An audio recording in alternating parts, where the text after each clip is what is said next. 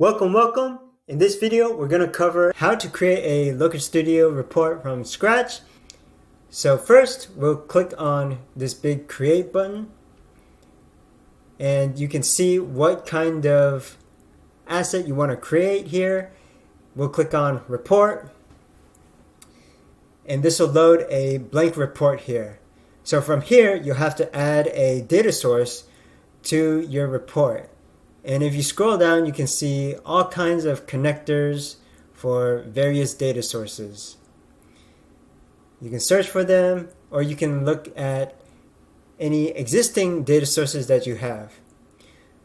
We're going to choose Google Analytics for our example and select the account and then the property that you want to connect. In order for you to connect to a Google Analytics property, you have to make sure that you have access and the proper credentials for that Google Analytics property.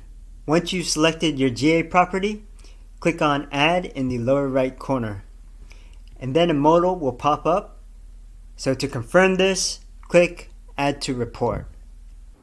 And you can see that it's given us a starting asset in the form of a table here. If you want the full comprehensive Looker Studio tutorial, including how to connect data sources and how to configure dashboards and reports, check the link on the screen or the link in the description. So if you found this useful, please like, comment, subscribe. And if you want more content on digital analytics, including tracking, reporting, analysis, we'll see you in the next episode.